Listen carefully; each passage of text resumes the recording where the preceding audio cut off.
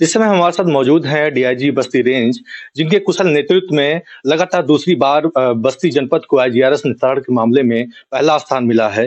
तो आइए उन्हीं से जानते हैं कि क्या कुछ कारण रहा, कैसे उन्होंने इस सारी चीज़ों को व्यवस्थित किया जिस तरीके से जिससे प्रदेश को पहला स्थान मिल पाया है बस्ती रेंज को। सर बधाई आपको ढेर सारा। Thank you.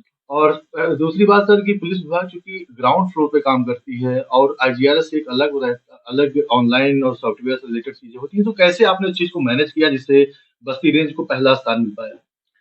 देखिए, आपको सबसे पहले बताना चाहूँगा कि जन शिकायत का निस्तारण माननीय मुख्यमंत्री जी का सर्वोच्च प्राथमिकता है। उसी की वजह से यहाँ पर एक आईजीआरएस सिस्टम क्रिएट किया गया है।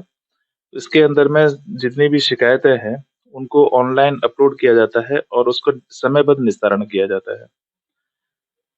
हमारे रेंज के अंदर में इसको प्राथमिकता देते हुए हमने 3 मेन पॉइंट्स पर फोकस किया है। नंबर 1 कि जितने भी हमारे अधिकारी हैं, वो अपने ऑफिस में टाइमली जो निर्धारित समय है, उस समय पर बैठे और जन समस्याओं का सुनवाई करें।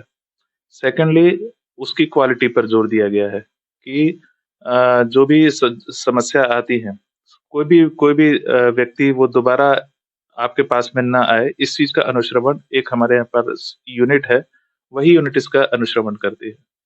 तीसरा चीज़, जब आपका डिस्पोज़ल भी हो जाता है, डिस्पोज़ल हो जाने के बाद में फीडबैक सेल यहाँ पर खुल रखा है, जो कि एडीजी ज़ोन साहब के मार्गदर्शन में खुला है। वो फीडबैक सेल लगभग आप मान के चले लगभग 90% लोगों से स्वयं बात करते हैं और उनसे क्वालिटी डिस्पोज़ल के बारे में फीडबैक लेते हैं।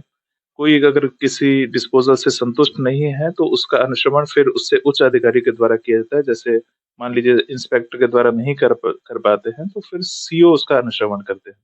इस चीज़ का एक बहुत ही रोबस्ट सिस्टम यहाँ पर बनाया गया है और उसी के संभवतः उसी का प्रयास का नतीजा है कि हम लोग की रैंक आई।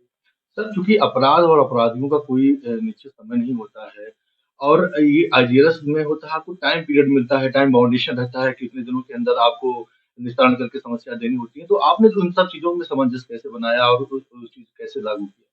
देखिए, किसी भी चीज़ का अगर अनुश्रवण किसी भी उच्चाधिकारी के द्वारा किया जाएगा और बार-बार किया जाएगा, समीक्षा की जाएगी और ये देखा जाएगा कि किसी भी प्रकार से जन समस्या जो है वो उसका क्वालिटी और टाइमली डिस्पोज़ल हो, तो निसंदेह उसके अंदर में फ्रूटफुल रिज़ल्ट आते ही हैं।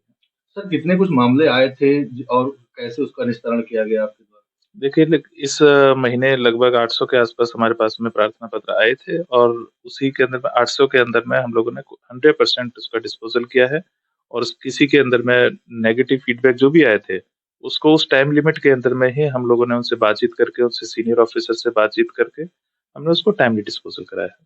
सर ये कंटिन्यूटी बना रहे उसके लिए आप अपने रेंज की पुलिस अधिकारियों को क्या कुछ संदेश देना चाहेंगे? नहीं, हम लोग ये सतत प्रयास रहेगा। ये तो अपना अ, कोई रैंक आना ये तो एक उस महीने की कार्रवाई है, लेकिन हम लोग पूरा हमारा रेंज ये कोशिश करते रहेंगे कि ये रैंक लगातार बरकरार रहे और हम लोग इसी तरह से आगे बढ़ते रहेंगे। ठीक सर, एक बार पुनः आपको ढेर सारी बधाइयाँ। Thank you.